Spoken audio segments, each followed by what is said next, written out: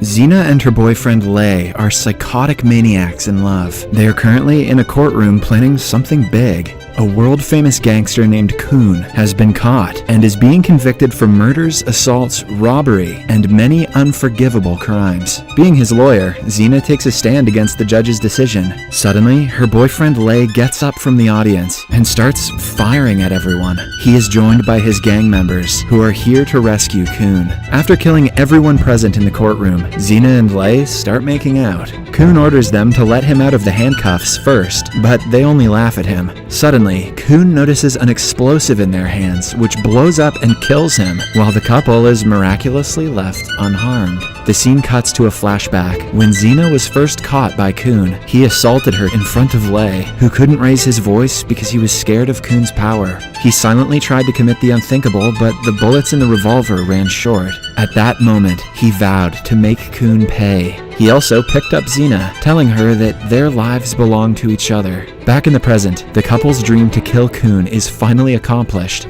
Outside, a SWAT team is waiting for the hearing to end. Their only job is to escort Kun out until Captain Gu hears a gunshot. Without waiting for official orders, he makes his way inside with his team. They get into an intense shootout with Lei's men. Xena pretends to be a damsel in distress and then stabs Gu in the back, but he manages to save himself and catch both Xena and her boyfriend. Ultimately, Lei sets off another explosive that kills him and blinds Gu forever. Xena, on the other hand, cries while holding her boyfriend's body. While being arrested, she vows to avenge his death by killing everyone Gu loves. In the following scene, Gu is told that he will never be able to see again. His only family is his daughter and his brother-like friend, Yan. They help him to the best of their abilities, but the trauma caused by the incident haunts Gu every night. The public blames him for all the deaths because he is the only SWAT personnel who came out alive from the court. Because of public pressure, he also loses his job. For the first week, Gu goes crazy and starts breaking things in the house. His daughter Sia keeps him sane most of the time, but in her absence, he can hardly think or work. Eventually, her playing the violin becomes his only way to relax.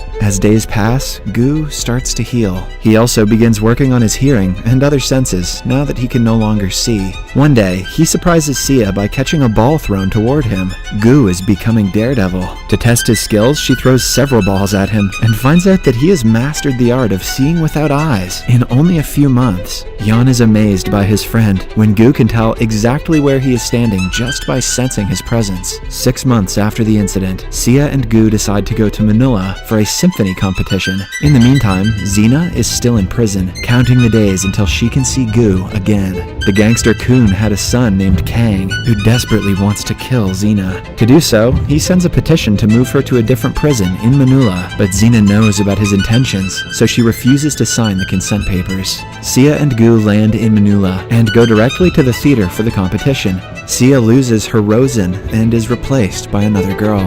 When she is alone backstage, a group of men forcefully drag her to their car. Gu senses that his daughter is not among the performers and gives her a call. She picks up, but Gu only hears the sound of her screams. He runs to the parking lot, but is seconds too late to catch the vehicle. After that, he quickly makes a call to the police. A few hours later, Gu is told that Sia's deformed dead body has been found near a river. She was attacked with acid and left to die. To identify the body, Gu touches her hand and discovers that it is not his daughter. Sia has been playing violin for over 10 years, and her fingers have thick calluses on them. This body doesn't have anything of such sort, which proves that she is still alive. Gu explains everything to the police officer, but the man refuses to believe him. He says the ID card found in her pocket is enough evidence, and no further actions will be taken. In a fit of rage, Gu attacks the officer, and the incident is broadcasted live on TV. Meanwhile, in prison, Xena sees the news and is delighted to see Gu suffering.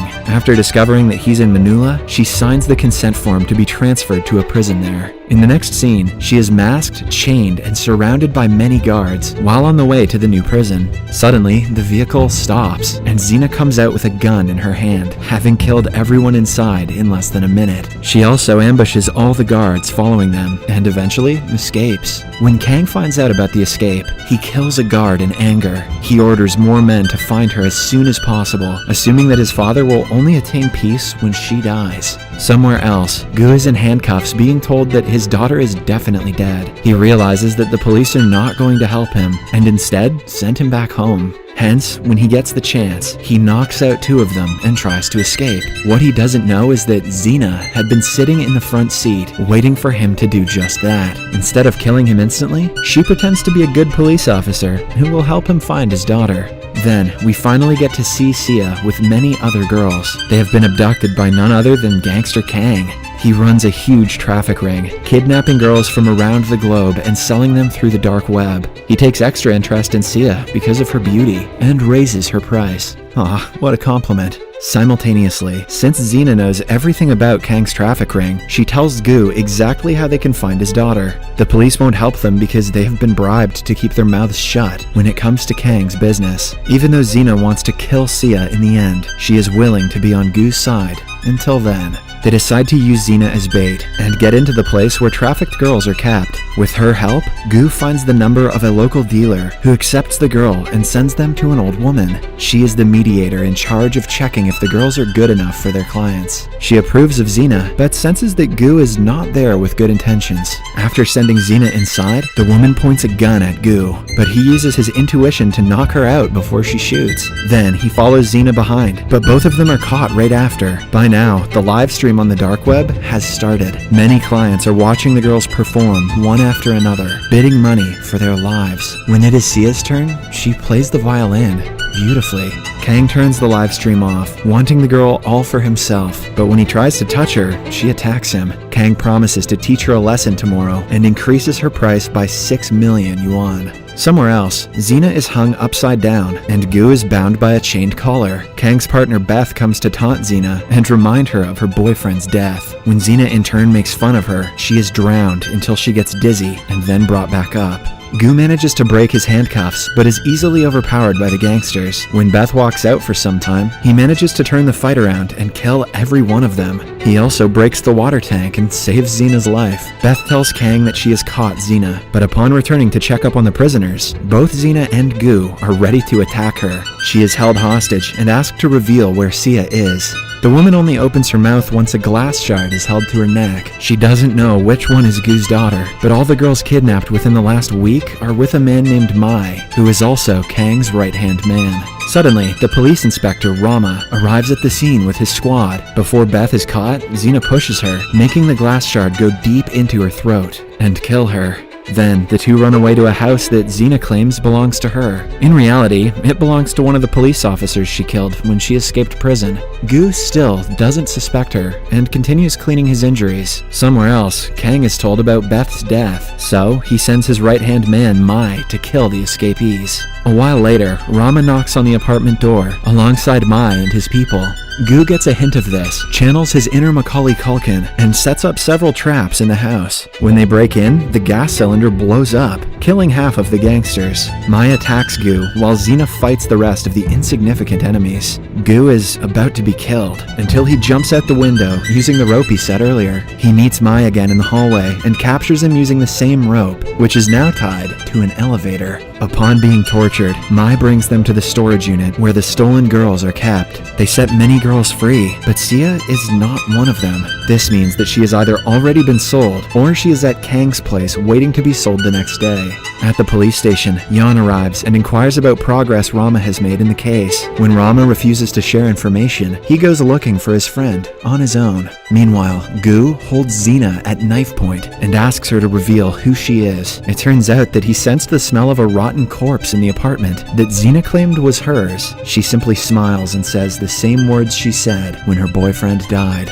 Gu registers who she is and calls her a crazy woman. Before they talk further, Yan arrives and points a gun at Xena. She quickly kills Mai to be the only person who knows where Sia is. If they kill her at this point, they might never get to see Sia, which gives her an advantage. Xena orders Gu to choose between his friend and his daughter. If he chooses the latter, he will have to kill Yan at this instant. Without hesitating, Gu chooses his daughter and stabs Yan, but not deep enough to kill him. After that, the partners sit down inside a car and talk about their pasts. Xena reveals that she was sold to a gang by her father, who she killed years later. Ever since her birth, her only family had been her late boyfriend, which is why she wants to kill Gu in front of his daughter and turn her into a person just like her. Gu acknowledges that it is an ultimate punishment, but he needs her help to get to his daughter in the first place. After that, they go to a local black market gun seller. He was a middleman who sold Xena to the gangsters, hence, she kills him, before stealing the entire bus of arms and ammunition. One thing Gu doesn't forget to get is the man's bouncy balls. In the following scene, Sia is brought outside for the next dark web livestream. Kang gives her the option to either stay with him or be sold to a stranger, but as a reply, Sia says that her father is coming to get her. Right then, the vehicle breaks into the main entrance, and Xena starts firing randomly at everyone. Since she is protected by the vehicle, none of the bullets fired at them get her. Amidst the chaos, Gu is able to throw a bouncy ball at Sia to tell her he is here. She safely keeps the ball with her, waiting for him to take her home. The guards are foolishly sent outside to fight the two when they have already entered the house. They turn the lights off and proceed to kill all the guards, one after another. Eventually, Kang is left with only his lawyer and Sia. The lawyer also abandons him, saying that he is better off dead. As a last resort, Kang attaches a time bomb to Sia, but before anything else, he is shot and killed by Xena. After that, she hangs Sia upside down with a chain. If Gu knows where she is, he can pick her up. Hence, she throws the bouncy ball at him. Gu catches the ball and locates her successfully. He also shoots Xena dead right before catching his daughter. However, the storm hasn't passed yet, as the bomb is still attached to her. Right then, Yan arrives, revealing that his wound wasn't fatal. He helps Gu by giving him tools to defuse the explosive. The plan works, and all the good people are saved in the end. In the last scene, Yan and Sia come to see Gu in prison. They indulge in happy conversations about life and dating, not at all traumatized by the events of the film. Subscribe for more videos like this, turn on notifications, and leave a like to help the channel out. Thank you for watching.